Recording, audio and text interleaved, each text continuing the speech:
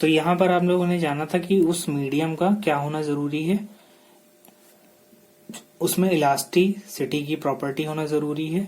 और दूसरी बात, जहां पर भी ये ट्रैवल कर रहा है कॉन्टिन्यूअस, यानी कि उस साउंड को ट्रैवल करने के लिए एक कॉन्टिन्यूअस भी होना जरूरी है। ये दो रिक्वायरमेंट है। उसके बाद देखिएगा, लेकिन ऐसे भी कुछ मीडियम है जिनमें ये प्रॉपर्टी नहीं पाई जाती है। जैसे आपका बहुत ही बेसिक सा एग्जांपल है लकड़ी का बुरादा। ठीक है, लकड़ी का बुरादा, क्या उसमें क्या अगर आप साउंड क्रिएट करेंगे तो किसी प्रकार का, तो बेसिकली उसमें इलास्टिसिटी की प्रॉपर्टी नहीं है। ठीक है, और दूसरी बात वो कंटिन्यूअस नहीं होगा। ठीक है, तो यहाँ पर लकड़ी का बुरादा एक ऐसा मीडियम हो जाता है जिनमें साउंड आपका ट्रेवल नहीं कर सकता, जिनमें आपका साउंड ट्रेवल नहीं कर सकता। ठीक है, फिर आगे देखिएगा, नेक्स्ट क्या है इसमें, अनुप्रस्थ तरंगे केवल ठोस में ही संभव है। आपकी फिर जो आपकी ट्रांसवर्स वेव होती हैं, आपकी जो ट्रांसवर्स वेव होती हैं वो खाली सिर्फ और सिर्फ किसमें, सॉलिड में ही पॉसिबल है। ये आपकी ओनली एंड ओनली सॉलिड में ही पॉसिबल है। ठीक है, फिर क्यों ऐसा, क्योंकि उसमें transverse wave only and only solid में पॉसिबल, इसके पीछे एक प्रॉपर्टी है उसकी, वो है रिजिडिटी। क्योंकि उसमें रिजिडिटी की प्रॉपर्टी, कठोरता जिसको आप जनरल शब्दों में कहते हैं कठोरता, वो पाई जाती है। लेकिन अब ये तो हो गई बात ट्रांसवर्स वेव की, तो आपकी लॉन्गिट्यूडनल वेव कहाँ पर जनरेट होगी या ट्रेवल करेगी। लॉन्गिट्यूडनल वेव बेसिकली ट्रेवल कहाँ करेगी, लॉन्गिट्यूडनल वेव ये आपकी कहाँ ट्रेवल कर सकती है, तो इसके लिए आपका चाहे सॉलिड हो, चाहे लिक्विड हो और चाहे गैस हो, ये तीनों के तीनों मीडियम में ही ट्रेवल कर सकती है। ठीक है, किसी माध्यम में अनुदैर्ध्य तरंगों की चाल केवल माध्यम के गुणों पर निर्भर करती है। और इसकी एक खासियत होती है, खासियत क्या होती है कि जो आपकी ये लॉन्गिट्यूडनल वेव है, ये जो है किसी भी माध्यम में इसकी जो स्पीड होगी वो किस पे डिपेंड करेगी, वो इस बात पे डिपेंड करेगी कि माध्यम जो भी मीडियम है, जो भी आपका मीडियम है उसकी कैरेक्टरिस्टिक कैसी है। ठीक है, उसकी मतलब उसका गुण कैसा है। ठीक है, इस पर नहीं डिपेंड करेगा कि उसका आयाम कैसा है, यानी कि उसका एम्पलीट्यूड कैसा है या उसका शेप कैसा है, आयाम या एम्पलीट्यूड या इसका शेप या रूप कैसा है, इस पर नहीं डिपेंड करता है। ठीक है, तो इन दो फैक्ट्स पे आपकी लॉन्गिट्यूडनल वेव डिपेंड नहीं करती है। डिपेंड किस पे करती है, ये स्पीड इसकी लॉन्गिट्यूडनल वेव की वो मीडियम के कैरेक्टरिस्टिक्स पे डिपेंड करती है। ठीक है ना, गैसों के सापेक्ष द्रव्यों में प्रत्यास्थता अधिक होती है। अच्छा, अब इसको अभी एक बात ये हमारे यहाँ पे क्वेश्चन उठना चाहिए कि लॉन्गिट्यूडनल वेव जो है बेसिकली अगर इनकी स्पीड जो है मीडियम की प्रॉपर्टी पे डिपेंड करती है, तो मीडियम की कौन सी प्रॉपर्टी जिस पे डिपेंड करती है, तो मीडियम की आपकी जो प्रॉपर्टी है वो है आपकी, पहला जो है इलास्टिसिटी, पहला आपका है इलास्टिसिटी और दूसरा आपका है डेंसिटी। इन दो चीज पर आपकी लॉन्गिट्यूडनल वेव जो इसकी स्पीड जो है किसी मीडियम के गुण पर डिपेंड करती है, वो दो गुण आपके इलास्टिसिटी और डेंसिटी है। ठीक है ना, लेकिन आप अगर ट्रांसवर्स वेव की बात कर रहे हैं तो उसके लिए इलास्टिसिटी और कंटिन्यूअस होना और बेसिकली आपकी ट्रांसवर्स वेव सॉलिड में ट्रेवल करती है तो उसके लिए रिजिड होना जरूरी है। ठीक है, आगे देखते हैं कि आपका गैसों के सापेक्ष द्रव्यों में प्रत्यास्थता अधिक होती है तथा ठोसों में सबसे अधिक होती है। तो यहाँ पर अगर प्रत्यास्थता का कंपैरिजन इलास्टिसिटी का कंपैरिजन किया जाए, तीनों स्टेट ऑफ मैटर में इलास्टिसिटी की कंपैरिजन किया जाए, तो आपका सबसे ज्यादा प्रत्यास्थता होती है वो आपकी ठोस में होती है। सॉलिड में अगर इलास्टिसिटी की बात की जाए तो सॉलिड में आपकी इलास्टिसिटी सबसे ज्यादा होती है, सॉलिड्स में आपकी इलास्टिसिटी जो होती है वो सबसे ज्यादा होती है।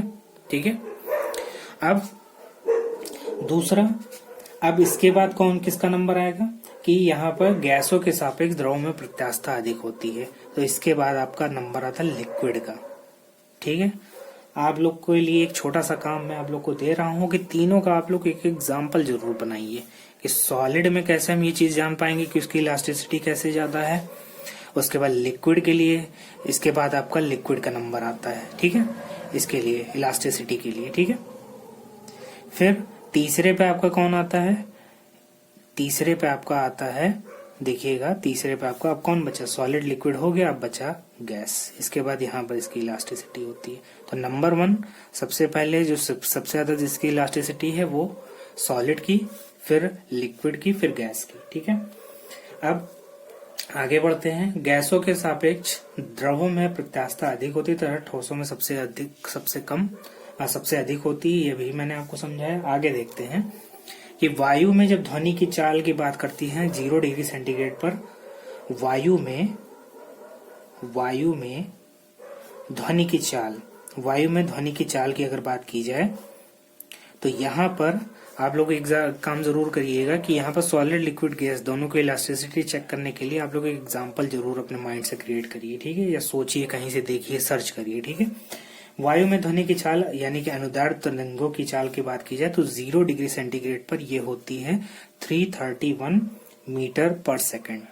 ठीक है, जबकि साधारण जल में अगर यहाँ पर वायु में ध्वनि की चाल की बात करिए, अब इसकी वाटर में बात करें, ठीक है, तो जल में जो आपकी ध्वनि की चाल होती है वो आपकी होती है 1450 मीटर पर सेकेंड। ठीक, फिर इसके बाद ये तो हो गई कंपैरिजन की बात कि वायु में ध्वनि की चाल 0 डिग्री सेंटीग्रेड पर और जल में ध्वनि की चाल 1450 मीटर पर सेकेंड। ठीक है, फिर लोहे में ध्वनि की चाल वायु में ध्वनि की चाल से 17 गुना होता है। यहाँ पर देखिए, लोहे में जो आपकी ध्वनि की चाल होती है वो आपकी वायु में ध्वनि की चाल के 17 गुना। ठीक है, तो वायु में ध्वनि की चाल कितनी है, 331 मीटर पर सेकेंड। इसका 17 टाइम्स निकाल लीजिए, इसका 17 टाइम्स आप लोग निकाल लीजिए, जो आंसर आएगा वही होगा आपका सॉलिड के लिए। ठीक है, ध्वनि की सॉलिड में आपका ध्वनि की चाल। ठीक है, तो यहाँ पर देखिए तीनों के लिए मैंने आपसे कहा था एग्जांपल जरूर देखिएगा, तो इसका एग्जांपल देख लीजिए, आपके सामने आ गया है।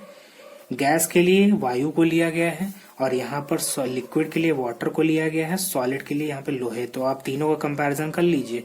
यहाँ पर वायु में अगर गैस में देखिए तो इलास्टिसिटी कम होने की वजह से यहाँ पर ध्वनि की चाल कम है।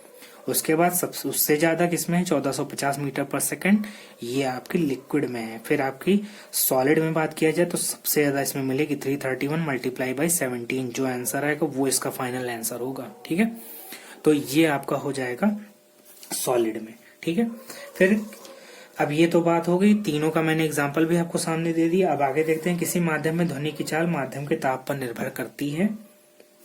तो यहाँ पर किसी भी माध्यम, कोई भी हो, सॉलिड लिक्विड गैस कोई भी मीडियम हो, तो उसके लिए अगला फैक्टर कौन रिस्पॉन्सिबल है, तो उसके लिए अगला फैक्टर रिस्पॉन्सिबल है टेम्परेचर। उसके लिए अगला फैक्टर रिस्पॉन्सिबल है वो कौन है, टेम्परेचर। टेम्परेचर में क्या होता है, अब इसके लिए आपकी बुक में एक छोटा सा चार्ट दिया हुआ है जो मैं आप लोग को भेज दूंगा, आप उसको देखिएगा और पढ़िएगा, समझिएगा। लेकिन मैं उससे पहले इसको आगे बढ़ने से पहले, लास्ट में एंड में पहुंचने से पहले एक छोटी सी चीज मैं आपको समझा देना चाहता हूं कि अगर आप देखिए, जैसे आपने क्या इसका एग्जांपल लेते हैं, 0 डिग्री सेंटीग्रेड पर जो वायु में ध्वनि की चाल है वो 300। अब इसमें ताप पर कैसे निर्भर करती है, इसको बात समझ लेते हैं कि जैसे हमने वायु में ध्वनि की चाल को लिया था 0 डिग्री सेंटीग्रेड पर 331 मीटर पर सेकेंड। ठीक है, अब यही हम जब इसको 22 डिग्री सेंटीग्रेड पर लेते हैं और इसको कैलकुलेशन करते हैं तो वो आपकी अप्रोक्सीमेटली आती है 344 मीटर पर सेकेंड। ठीक है, तो 0 डिग्री सेंटीग्रेड पर ये आपके सामने रही वैल्यू, 22 डिग्री सेंटीग्रेड पर ये रही। तो देख लीजिए 0 डिग्री सेंटीग्रेड पर ये 331 थी और 22 डिग्री सेंटीग्रेड पर 344 हो गई। तो क्या आप यहाँ पे देख सकते हैं, सोच भी सकते हैं, समझ भी सकते हैं कि ये चीज जो है, यानी कि आपकी जो ध्वनि की चाल है ये बेसिकली किस पर डिपेंड करती है, टेम्परेचर पर। ठीक है, ये आपका इसका भी एग्जांपल हो गया।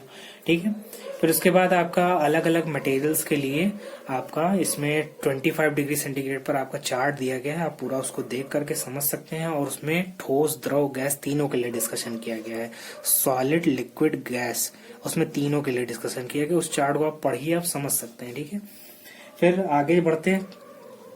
जब ध्वनि एक माध्यम से दूसरे माध्यम में जाती है तो ध्वनि का वेग तथा तरंगदैर्घ्य बदल जाती है, जबकि आवृत्ति नहीं बदलती है।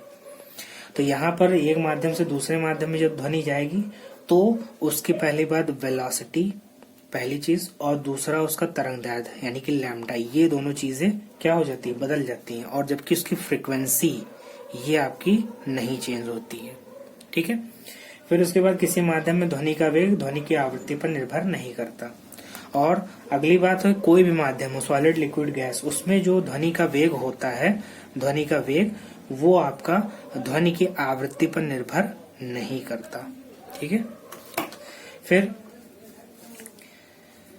तो ये था आपका टॉपिक विभिन्न माध्यमों में ध्वनि की चाल। ठीक है। नेक्स्ट हमारा जो टॉपिक है वो है पराध्वनिक चाल और ध्वनि बूम। क्या है आपका? सुपरसोनिक। बहुत ही छोटा सा टॉपिक है, फटाफट डिस्कस कर लेते हैं। Supersonic speed, supersonic speed and sonic boom. Sonic boom, इसमें क्या है देखिएगा इस टॉपिक में। जब कोई ध्वनि उत्पादक स्रोत ध्वनि की चाल से अधिक तेजी से गति करता है तो उसकी चाल पराध्वनिक चाल कहलाती है। नहीं समझ में आया कुछ तो ऐसे समझिए कि जैसे कोई भी आपका ऑब्जेक्ट है, वो आपका ऑब्जेक्ट जो है क्या करता है, अभी हम लोगों ने देखा था पीछे कि यहाँ पर जब हम 344 मीटर पर सेकंड वायु में ध्वनि की चाल को हमने लिया था तो वो आपकी 22 डिग्री सेंटीग्रेड पर 344 मीटर पर सेकंड आई थी। ठीक है, 22 डिग्री सेंटीग्रेड पर 344 आई थी। लेकिन अभी सपोज करिए कोई ऑब्जेक्ट आपका ऐसा है जो कि आपका जो साउंड उससे प्रोड्यूस हो रहा है उसका या मोशन जो है उसका जो स्पीड है वो इससे भी ज्यादा है। ठीक है, तो यहाँ पर जब कोई भी ऐसा ऑब्जेक्ट है जिसकी स्पीड इस वायु में जो एयर में ध्वनि की चाल है इससे भी ज्यादा हो जाए तो वहां पर जो आपकी जो चाल होगी उसको हम लोग कहेंगे पराध्वनिक चाल। एक बार फिर से समझिएगा इस बात कि पराध्वनिक चाल क्या होगी। पराध्वनिक चाल आपकी ऐसे समझ सकते हैं कि आपका कोई भी ऑब्जेक्ट है जिससे प्रोड्यूस होने वाली जो साउंड है, ध्वनिक चाल, लेकिन परा शब्द से समझिएगा। परा शब्द मतलब इससे बढ़कर कुछ हो जाए उसकी। ठीक है, उसके लिए v की वैल्यू इस बेसिक से बढ़कर कुछ और हो जाए तो वहां पर जो होगी वो आपकी हो जाएगी पराध्वनिक चाल यानी कि सुपरसोनिक। ठीक है, सुपरसोनिक स्पीड। ठीक है, तो जब कोई ध्वनि उत्पादक स्रोत की ध्वनि की चाल से अधिक तेजी से गति करता है, यानी कि ये मान लीजिए, ठीक है, ध्वनि की चाल यही तो है, ध्वनि की चाल से अत्यधिक कोई अधिक स्रोत अगर आपको मान लीजिए 350 मीटर पर सेकंड, इससे ये अधिक हो गई ना, ये वैल्यू इससे ज्यादा हो गई ना, तो यहाँ पर ये आपकी हो जाएगी पराध्वनिक चाल। ठीक है, फिर अगला समझते हैं प्रघाती तरंगे। प्रघाती तरंगे क्या हो जाती हैं आपकी, जब कोई ध्वनि उत्पादक स्रोत पराध्वनिक चाल से चलता है। अब यानी कि आपका कोई सोर्स है, जैसे कि इसका एग्जांपल आप लोग देख सकते हैं, आपका जेट विमान जो होता है, जेट विमान का अक्सर आप लोग ने साउंड सुना होगा, अगर वीडियो में या कहीं लाइव आपने देखा होगा तो उसके साउंड कभी भी अगर पास से गुजरता है तो इतने तेज साउंड क्रिएट होता है कि जैसे लगता है हमारे कान के पर्दे फट जाएंगे। ठीक है, तो ये आपके जेट विमान की जो आपकी स्पीड होती है वो बेसिकली इन जो वायु में आपकी ध्वनि की चाल होती है उससे ज्यादा होती है और इनकी ही चाल को हम लोग कहते हैं क्या, पराध्वनिक चाल या सुपरसोनिक स्पीड। अगला देखते हैं, अब ऐसा कोई सोर्स है जो कि आपका किससे, सुपरसोनिक स्पीड से ट्रेवल कर रहा है। ठीक है, सुपरसोनिक स्पीड से। ठीक है, तो यहाँ पर क्या हो कि उसकी गति के कारण क्या होगा, इस मोशन के कारण क्या होगा, इसके मोशन के कारण होगा ये कि वायु में जो है बहुत अत्यधिक ऊर्जा की तरंगे उत्पन्न हो जाएंगे, हायर एनर्जी की, बहुत ही अत्यधिक ऊर्जा की आपकी वेव्स प्रोड्यूस हो जाएंगी। ठीक है, कोई सोर्स है जो कि सुपरसोनिक स्पीड से ट्रेवल कर रहा है तो उसके मोशन की वजह से क्या होगा, आपकी बहुत ही ज्यादा ऊर्जा की वेव्स प्रोड्यूस हो जाएंगी। और यही जो वेव्स होती हैं, जो कि बहुत अत्यधिक ऊर्जा की वेव्स होती हैं, तरंगे होती हैं, इन्हों को हम कहते हैं क्या, प्रघाती तरंगे। ठीक है, ये आपका प्रघाती तरंगे। अगला आपका टॉपिक है ध्वनि बूम यानी कि सोनिक बूम। सोनिक बूम क्या होता है समझ लेते हैं यहाँ पर। ये तो था प्रघाती तरंगे। अगला और लास्ट टॉपिक है हमारा सोनिक बूम। सोनिक बूम में क्या होता है कि प्रघाती तरंगों से संबंध वायु में दाब परिवर्तन होने के कारण एक तीव्र और प्रबल ध्वनि उत्पन्न होती है। अब ये जो प्रघाती तरंगे हैं, ये आपकी जो प्रघाती तरंगे हैं, ये जब आपकी जब जिस इससे संबंध जो भी एयर प्रेशर होगा, जो भी आपका एयर प्रेशर इससे रिलेट कर रहा होगा, ठीक है, यहाँ पर क्या होगा, इसमें एयर प्रेशर में कंटिन्यूअस चेंज होगा, क्योंकि अब इसके कंटिन्यूअस चेंज होने की वजह से क्या होगा, आपकी एक बहुत ही तीव्र और तीव्र प्रबल यानी कि उसकी इंटेंसिटी ज्यादा होगी, और दूसरी चीज उसकी लाउडनेस ज्यादा होगी। क्या ज्यादा होगी? लाउडनेस ज्यादा होगी। एक ऐसा साउंड क्रिएट होगा जिसकी आपकी इंटेंसिटी ज्यादा होगी और दूसरी चीज उसकी लाउडनेस ज्यादा होगी।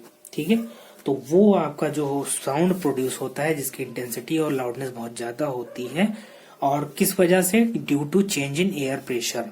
प्रघाती तरंगों से जो रिलेटेड आपका एयर प्रेशर होगा, क्योंकि जहां भी ट्रेवल करेंगी तो वहां आसपास तो हवा मौजूद होगी ना, तो जब हवा मौजूद होंगी तो वहां पर एयर प्रेशर में चेंज होगा, और जब एयर प्रेशर में चेंज होगा तो वहां पर एक हायर इंटेंसिटी और लाउडनेस का साउंड प्रोड्यूस होगा, जिसको हम लोग कहते हैं क्या? इसको हम लोग कहते हैं सोनिक बूम या आपका ध्वनि बूम। ठीक है, और इस ध्वनि बूम यानी कि सोनिक बूम की जो आपकी इसकी अमाउंट या क्वांटिटी, जो भी आप अपने शब्दों में मात्रा जो भी कहें, इसकी इतनी ज्यादा होती है सोनिक बूम की कि आपके जो शीशे होते हैं खिड़कियों के, वो तक टूट सकते हैं। ठीक है, ध्वनि बूम में इतनी ज्यादा शक्ति होती है। सोनिक बूम इसमें इतनी होती है, जो घर में कांच के शीशे ये सब लगे होते, ग्लास वगैरह लगा होता है, या इवन ये तो शीशे की बात कर रहे हैं, यहाँ पर आपके ये जो भवन यानी कि जिनको आप घर शुद्ध हिंदी में जिनको भवन कहते हैं, ये भी आपको डिस्ट्रॉय हो सकते हैं। ठीक है, तो ये था आपका टोटल टॉपिक, जो कि विभिन्न माध्यमों में ध्वनि की चाल, पराध्वनिक चाल एवं ध्वनि बूम। ठीक है, तो इस वीडियो के लिए इतना ही। तब तक के लिए थैंक यू क्लास।